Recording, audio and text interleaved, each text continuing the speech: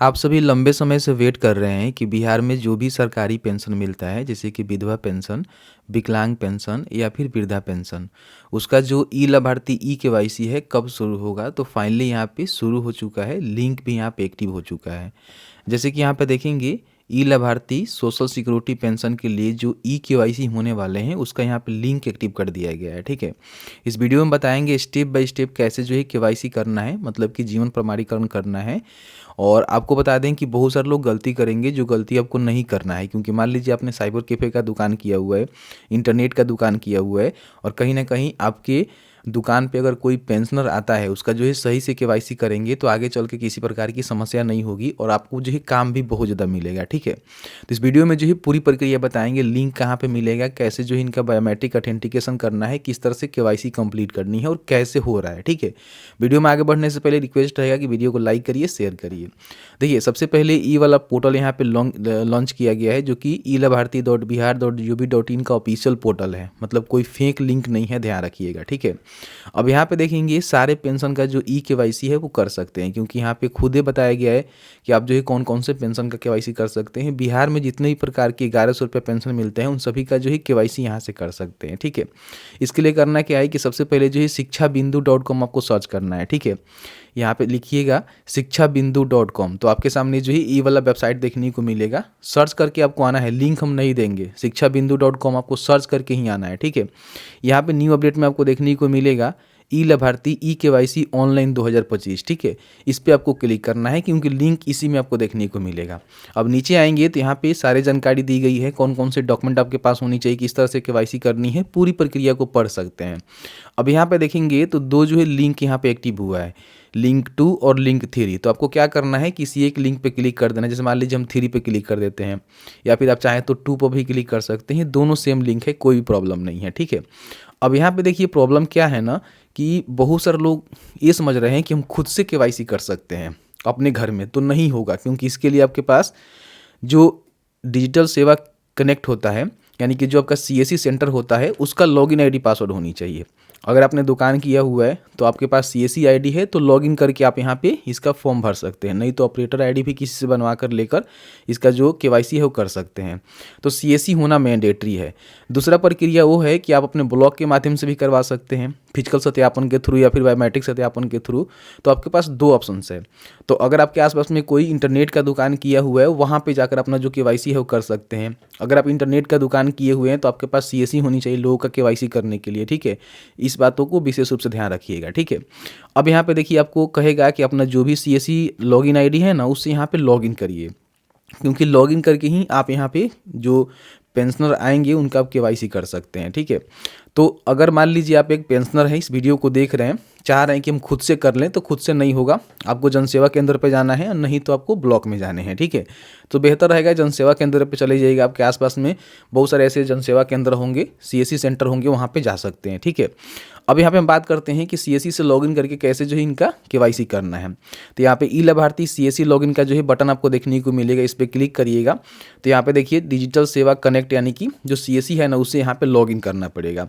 अब क्लिक करेंगे तो यहाँ पे लॉगिन पेज खुल के आएगा, जहाँ पे अपना जो भी सीएससी का यूजर आईडी पासवर्ड है उसको डालकर कैप्चा को फिल करके लॉगिन करना पड़ता है। ठीक है, क्योंकि आपके पास सीएससी का लॉगिन आईडी होनी चाहिए।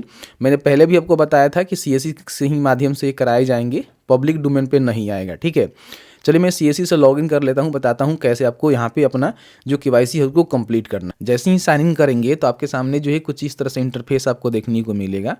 यहाँ पे क्या करना है कि जो भी पेंशनर का आधार है, जैसे कि मान लीजिए, तो आप यहाँ पे आधार नंबर दे सकते हैं, नहीं तो उनका अकाउंट नंबर आपको पता है जिसमें पैसे आते हैं, तो अकाउंट नंबर से भी इनका केवाईसी कर सकते हैं, और नहीं तो बेनिफिशियरी नंबर इनका पता है तो उससे भी आप केवाईसी कर सकते हैं। आपके पास जो है 3 विकल्प है, तो जो भी आपके पास साधन है उसका सिलेक्शन आपको करना है। जैसे मान लीजिए मेरे पास आधार कार्ड नंबर है तो मैंने आधार कार्ड का सिलेक्शन किया।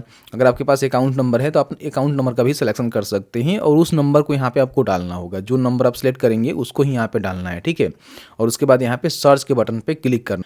तो जैसे ही डेटा को डालकर यहाँ पे सर्च करेंगे तो उनका जो है पूरा इन्फॉर्मेशन यहाँ पे देखने को मिलेगा, जिसमें डिस्ट्रिक्ट, ब्लॉक, पंचायत, विलेज, आप क्षेत्र भी यहाँ पे देख सकते हैं और कौन से स्कीम के तहत इनको पेंशन मिलता है, स्कीम का नेम भी यहाँ पे देखने को मिलेगा।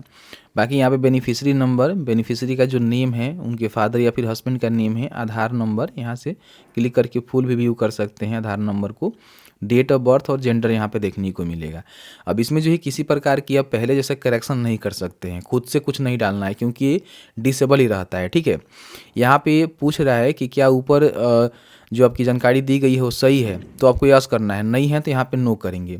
अब नो करेंगे तो देखिए बताया गया है कि किसी प्रकार की जन्म तिथि अथवा किसी प्रकार की त्रुटि के लिए संशोधन हेतु संबंधित ब्लॉक या फिर जिला कार्यालय से आपको संपर्क करना पड़ेगा।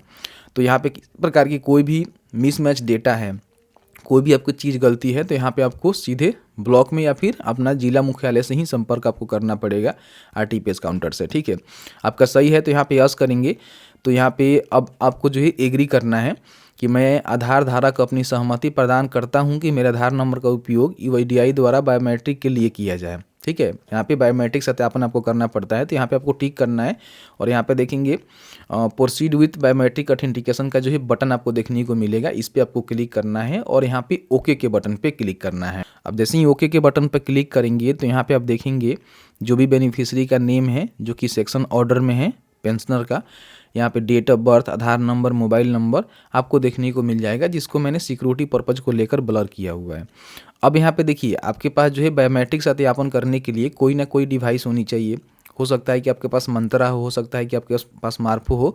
तो जो भी आपने सिस्टम में अपना बायोमेट्रिक मशीन को अटैच किया होगा तो उसका डिवाइस का लिस्ट यहाँ पे आ जाएगा।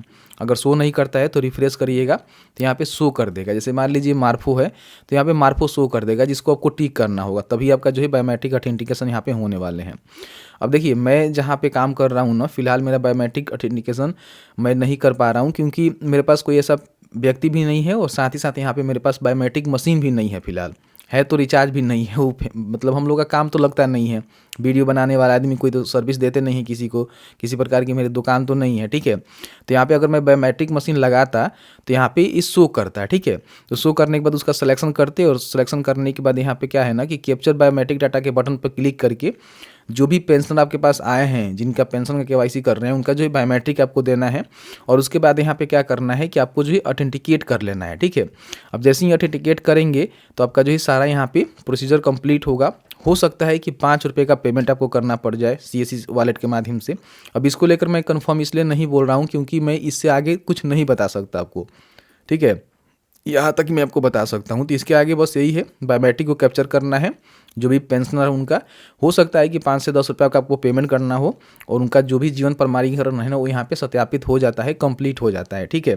बाकी आप जो भी अपने हिसाब से चार्ज लेना चाहते हैं, हालांकि सरकार ने तो कोई ऐसा चार्ज निर्धारित नहीं किया हुआ है कि सीएससी सेंटर को कितना लेना है, तो अपने एरिया के हिसाब से देख लीजिएगा, आपके आसपास के जो भी लोग हैं, दुकानदार हैं, कितना जो है चार्ज कर रहे हैं, उसके हिसाब से जो भी पेंशन आएंगे ना उनसे आप यहाँ पे चार्ज कर सकते हैं, ठीक है। तो इस तरह से अपना जो भी केवाईसी है वो कर सकते हैं। केवाईसी मैंडेटरी है, अगर केवाईसी नहीं किया जाता है तो समझिए कि यहाँ पे पेंशन रोक दी जाएगी, उनको पेंशन नहीं मिलेगा, ठीक है। लिंक आपको शिक्षा बिंदु पे देखने को मिल जाएगा।